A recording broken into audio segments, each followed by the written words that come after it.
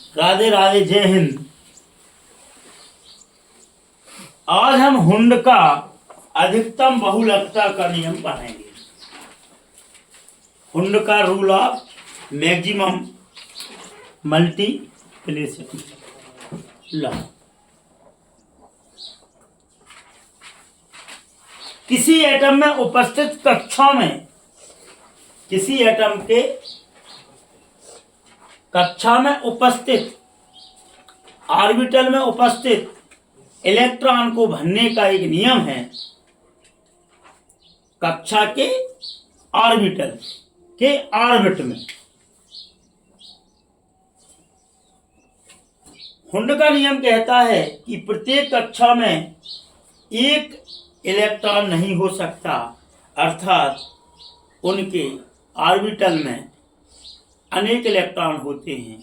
जैसे S में अधिकतम 2, P में अधिकतम 3, D में अधिकतम 5 ऑर्बिट होते हैं और F में अधिकतम 7 ऑर्बिट होते हैं। और एक ऑर्बिट में 2-2 इलेक्ट्रॉन होते हैं। तो S में 2 इलेक्ट्रॉन, यहाँ 6 इलेक्ट्रॉन, यहाँ 10 इलेक्ट्रॉन और यहाँ पर 14 इलेक्ट्रॉन इंटर करें। तो हुंड का अधिकतम बहुलकता का नियम कहता है कि किसी भी कक्षा के ऑर्बिटल में जब इलेक्ट्रॉन जाता है तो उनके ऑर्बिट में पहले सिंगल इलेक्ट्रॉन रहता है, फिर दूसरा इलेक्ट्रॉन प्रवेश करता है। अब 2 इलेक्ट्रॉन के बाद तीसरा इलेक्ट्रॉन आएगा तो पी ब्लॉक में पहले यहां जाएगा। अब चौथा इलेक्ट्रॉन यहां नहीं भराएगा, कहां जाएगा? दूसरे ऑर्बिट में, अगले ऑर्बिट में। फिर 5वां इलेक्ट्रॉन यहां जाएगा। जब तीनों ऑर्बिट में पी ऑर्बिटल के तीनों ऑर्बिट में एक एक इलेक्ट्रॉन का वितरण होगा, उसके बाद फिर ये दूसरा इलेक्ट्रॉन इनमें इंटर करेगा।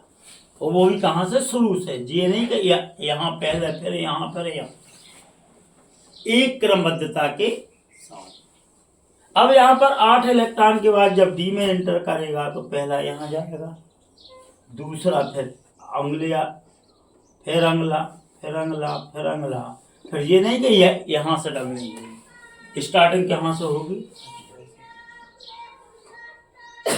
तो किसी ऑर्बिटल में, कक्षा के ऑर्बिट में इलेक्ट्रॉन पहले एक एक का वितरण होता है, फिर उनमें पेयर्ड बनते हैं। इसे हुंड का अधिकतम बहुलकता का नियम। पहले सिंगल सिंगल, फिर इसे हम ऐसे भी समझते हैं कि जैसे एक हॉस्टल में 10 कमरा है और एक कमरे में अधिकतम 2 छात्र रह सकते हैं। पहला छात्र आएगा तो पहले रूम में शिफ्ट कर दिया, दूसरा छात्र आएगा तो पहले रूम का दूसरा बेड खाली है, लेकिन फिर भी उसे उस रूम में ना भेजकर दूसरे रूम में भेजेंगे। कब तक? जब तक 10 कमरों में एक एक इलेक्ट्रॉनों, एक एक छात्रों का वितरण ना हो जाए। 10 के बाद जब 11वां आएगा तो फिर वो ये नहीं कि 10वें में या 5वें में, पहले नंबर के रूम में उसे पेयर्ड या सेकंड बेड में पहुंचाया जाएगा। फिर 12वें नंबर के छात्र को दूसरे में। इस प्रकार से इलेक्ट्रॉनों के वितरण को हुंड ने एक नियम बनाया, जिसे हुंड का अधिकतम बहुलकता का नियम कहते हैं।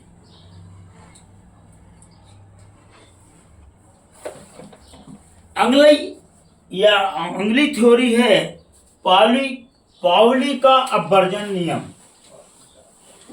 पाउली का अपवर्जन नियम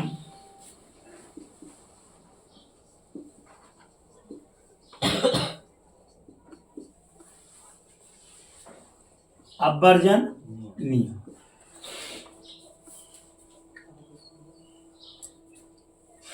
किसी भी एटम या परमाणु में दो इलेक्ट्रॉनों की क्वांटम संख्या एक समान नहीं होती।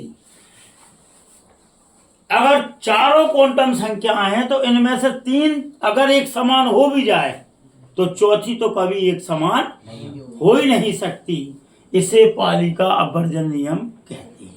जैसे हम 1s2 में इन दो इलेक्ट्रॉनों की बात करें, पहला इलेक्ट्रॉन दूसरा इलेक्ट्रॉन, तो पहली इलेक्ट्रॉन के लिए N L M S 1 आने 1, S आने 0 और P आने भी 0 और S आने +1/2 इस इलेक्ट्रॉन की चारों क्वांटम।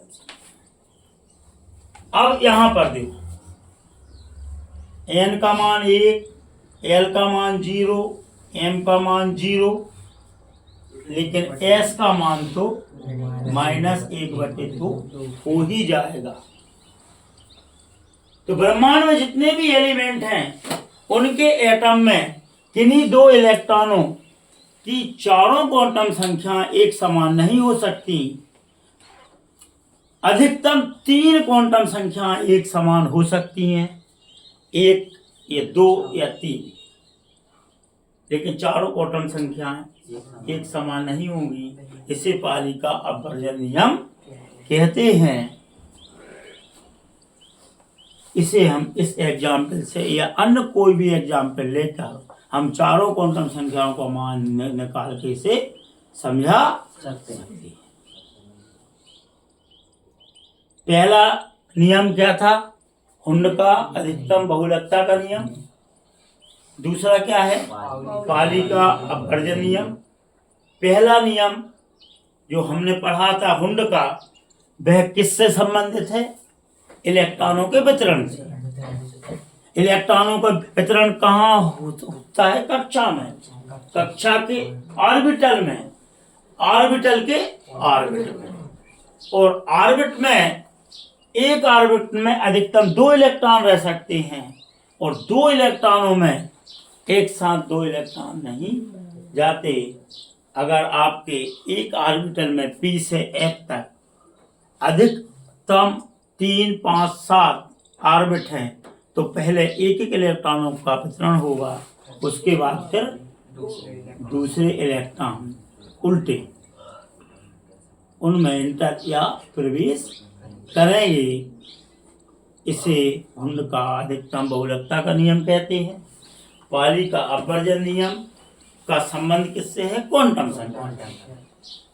और किसी एलिमेंट के, किसी एटम के 2 इलेक्ट्रॉनों की क्वांटम संख्या एक समान नहीं हो सकती। इसे पाली का अपवर्जन नियम कहते हैं।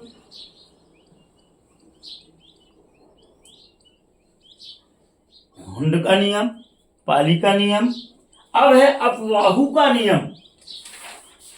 तो अपबाहु का नियम कहता है, अपबाहु शब्द है ग्रीक, अपबाहु शब्द ग्रीक का शब्द है और इसका मतलब नहीं, सॉरी, जर्मन का शब्द है और इसका मतलब होता है क्रमिक विकास या क्रमिक रचना, धीरे धीरे किसी चीज का बढ़ना। इसे अपबाहु का सिद्धांत कहते हैं। यह N+L के नियम से भी जाना जाता है और इसमें इलेक्ट्रॉन वितरण की बात तो चल रही है, लेकिन हुंड का नियम ऑर्बिटल के ऑर्बिट से संबंधित था। यह नियम कक्षा से संबंधित है, सेल से संबंधित है। Cell means N1 N2 N3 और N4। पहले में S रहेगा, दूसरे में SP, तीसरे में SPD, चौथे में SPDF और पांचवें में SPDFS।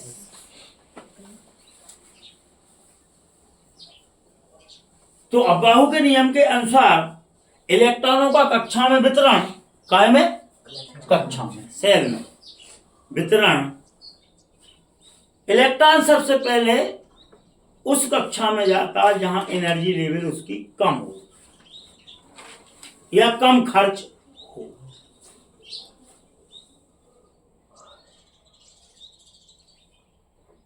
फिर उसके बाद वह उस कक्षा में प्रवेश करेगा जहां एनर्जी लेवल ज्यादा हो।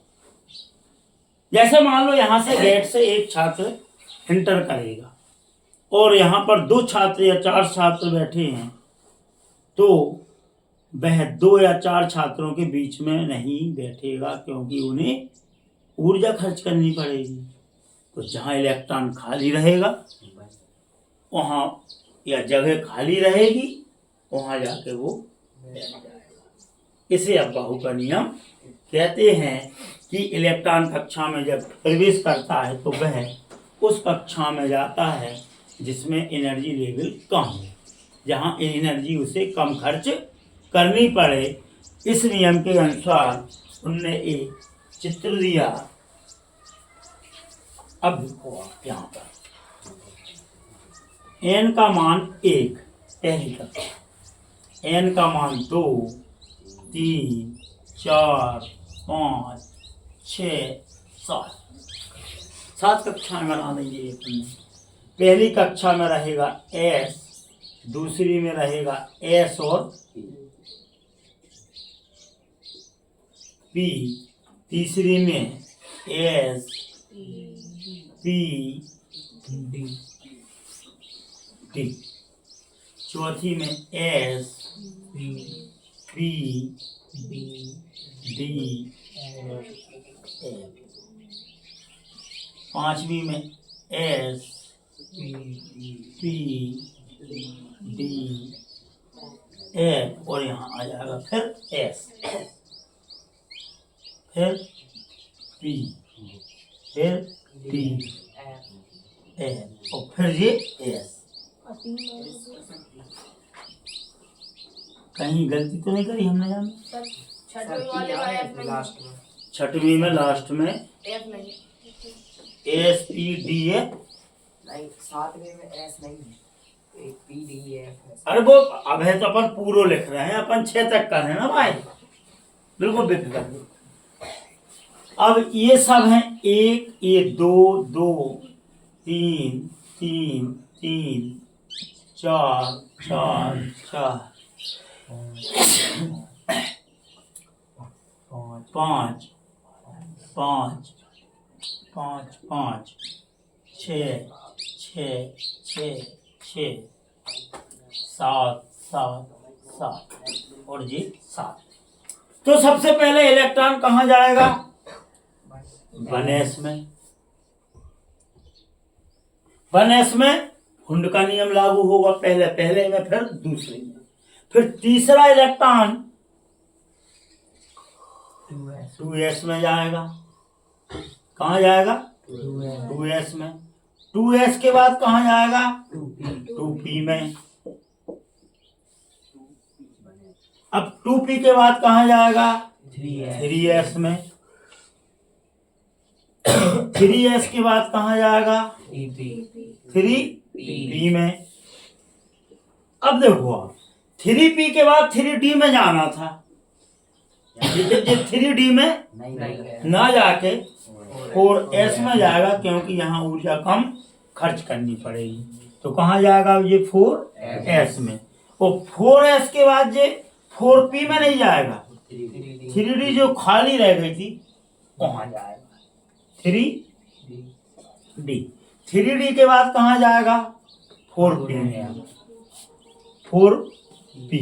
अब देखो आप 4s और 4p के बीच में 3d, और यहाँ पर 3p के बाद 3d नहीं 4s, और 4p के बाद अब इलेक्ट्रॉन जाएगा 5s में। अब देखना 5s,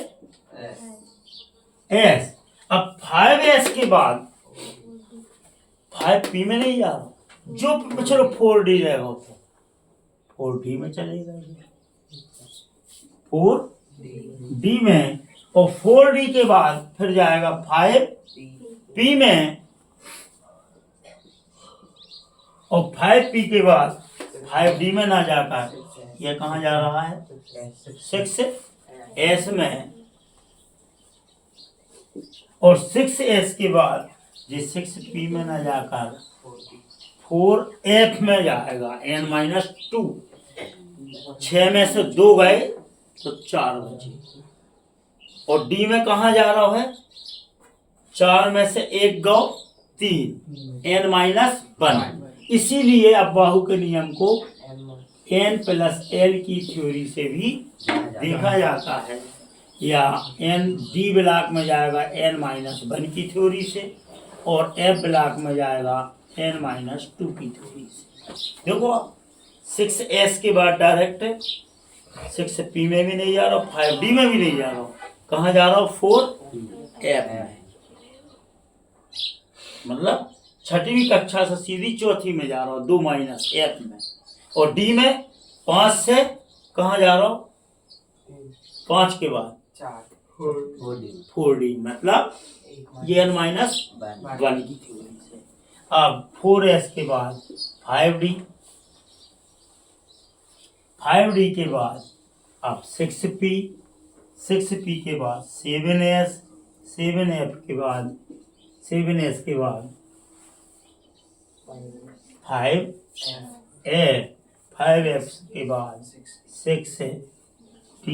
6d के बाद 7p। इस प्रकार इलेक्ट्रॉनों का वितरण होता है। तो ये फार्मूला याद कर लो। फिर आपके s में 2 जाते हैं, p में कितने 6, d में 10, f में 14। तो 6 2 d में 10, 6 2 10, 6 2 10, 6 2 14 10 6। अब ये आपका इलेक्ट्रॉनिक विन्यास हो जाएगा। जैसे हमें हाइड्रोजन का एक एटॉमिक नंबर है तो इसका होगा 1s1, यहां तक लिख दो। हीलियम का 2 है तो 1s2, लिथियम का 3 है तो 1s2, और ये तो 3 है और 2s1। फिर 4 वाले का 1s2 2s2, 5 वाले का 1s2 2s2 2p1। ये कहाँ तक चलेगा 6 तक, तो 6 और 4 10 तक चले, 6 से लेके 10 तक। अब मान लो हम कह रहे हैं कि आपसे किसी एटम का एटॉमिक नंबर 21 है तो इसका इलेक्ट्रॉनिक विन्यास कितना होगा। तो सीधी सी बात है, 2 और 2 4 और 6 10 और 2 12 और 6 18 और 20 और 3d 1 हो गए हैं। तो यहाँ 1 से लेकर 3d तक का इलेक्ट्रॉनिक विन्यास लिख दो, उसका इलेक्ट्रॉनिक विन्यास होगा। अब हम कह रहे हैं किसी एटम का अगर 27 है तो यहां तक हो गए 10, यहां तक हो गए 18, 18 के बाद 10, एक कम कर दो तो 3d 9। तो अब बाहु और हुंड और पाली के नियम से हम इलेक्ट्रॉनों का वितरण, इलेक्ट्रॉनिक कन्फिगरेशन बड़े आराम से निकाल सकते हैं। राधे राधे, जय हिंद। आज के लिए इतना।